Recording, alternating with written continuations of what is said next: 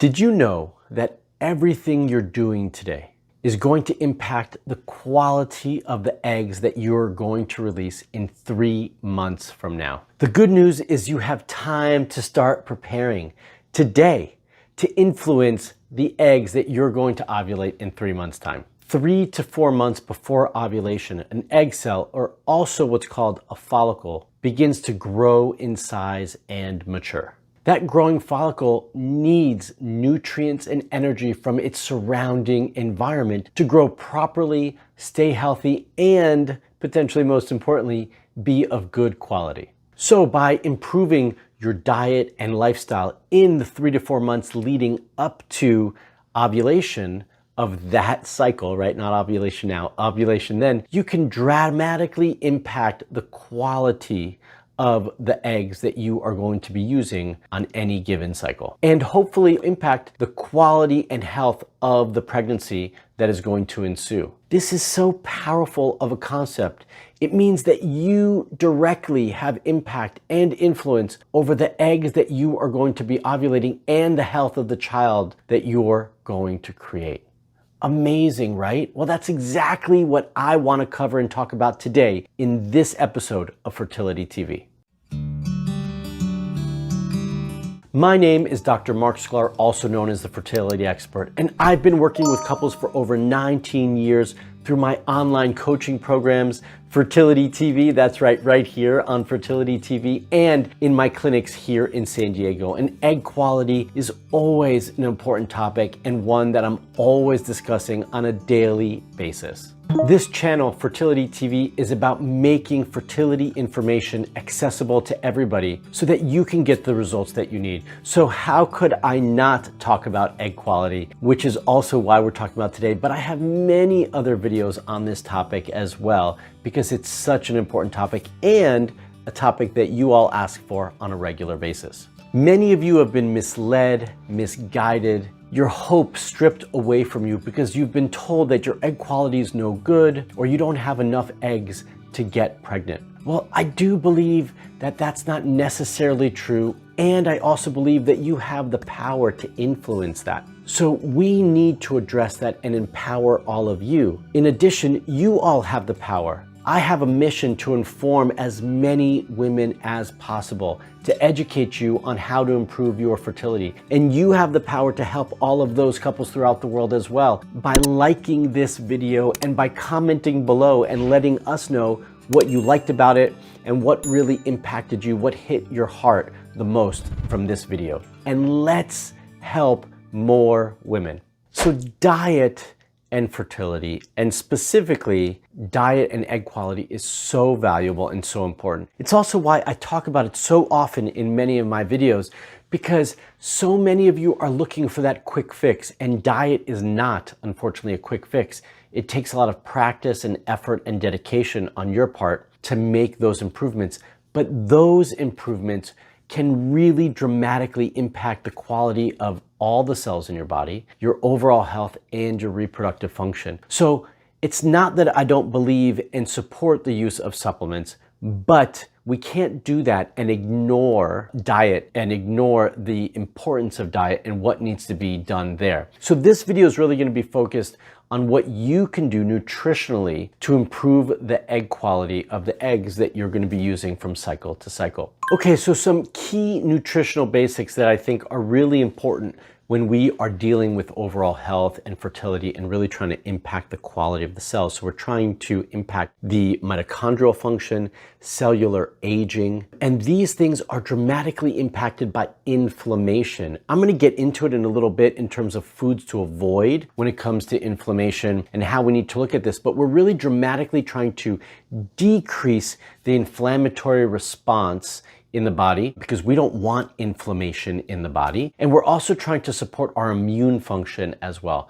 These are key concepts that need to be addressed in your diet. Some other basic nutritional foundational things that I like to recommend is that we all are often looking at what food exactly should I be eating or not eating. And I like all of us to take a step back and think about the quality of the food that you're eating. In many ways, quality is going to be much more important than the specific nutrients that you're eating. And I'm not saying those things aren't important, but if you are not eating good quality food, that's going to be a major issue. So what exactly do I mean by this? Well, we can all eat eggs or beef or chicken or fish or whatever item of food it is. But if I give one of you farm-raised salmon with antibiotics and hormones, and I give the other one of you wild salmon that doesn't have any of those things, no food coloring, no chemicals, who do you think is going to fare better in that situation? The person who was given the farm-raised salmon or the person who was given the wild salmon that was caught in the Pacific Northwest or Alaska? That's right. That person who was eating the wild salmon, because it's more natural. We didn't add anything to it. And these things are so important. We forget that when we go food shopping. So organic, wild, pasture-raised meat products, organic vegetables, these things start to go to the top of the list. Quality is so important here.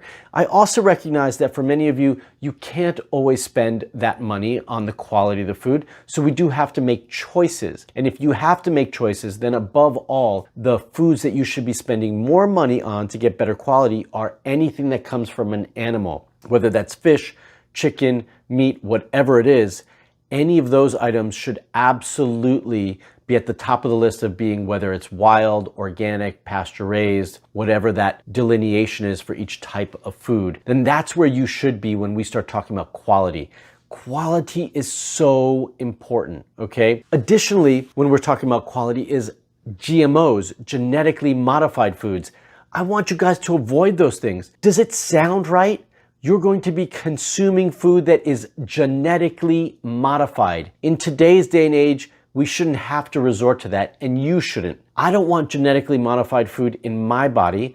You shouldn't either, okay? So we need to get rid of that as well. And then the other big one is avoiding pesticides, which is why we want organic food, okay? Pesticides can cause all sorts of havoc on our endocrine system, not to mention that they can also contribute to cancer. So we don't want those things. So when I start talking about quality of food, this is exactly what I mean. If you do nothing else that I mentioned in this video, but change the quality of the food that you eat to better quality, you will dramatically impact your health, your fertility, and your endocrine system, not to mention the health of the child that you're trying to create. All right, so previously I talked about inflammation. Before I talk about inflammation though, I have to acknowledge the little one sitting behind me. It's not like he just came into the picture. He was sitting over there before and he just moved.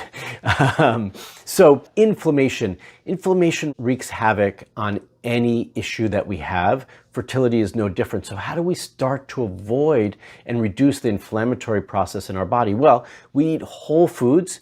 We also talk about quality of the food just a minute ago. That will dramatically reduce inflammation as well. But a couple other things that you can do to be on top of that a little bit more is reduce and eliminate artificial sweeteners and reduce added sugars, that any sugar that you add into products, get rid of that. Gluten's also a big inflammatory item. It causes a lot of inflammation in the body. So I want to have you eliminate, if you can't totally eliminate gluten, then dramatically reduce. I think this is a good place for me to also mention that it's not always about being perfect. Progress is what we're looking for, not perfection. I say this often, it's no more true when we start talking about diet. So really don't beat yourself up if you're not perfect. Just make sure that you're being better the next day and that you're always improving, which is called progress. Other foods that you can incorporate that will help with this as well and boost your immune system is fermented foods, which I love. So that's kefir and that's sauerkraut, kimchi. The word was escaping me. So these are all great things, okay, to add into your diet. And bone broth. You've probably heard me say this over and over, but I love bone broth. It's so good for us. It has tons of great nutrients. It's amazing for our immune system and has tons of healthy fat. So those are some key things that you can be adding in right now to work on having a more whole food diet, to reducing inflammation and supporting your immune function.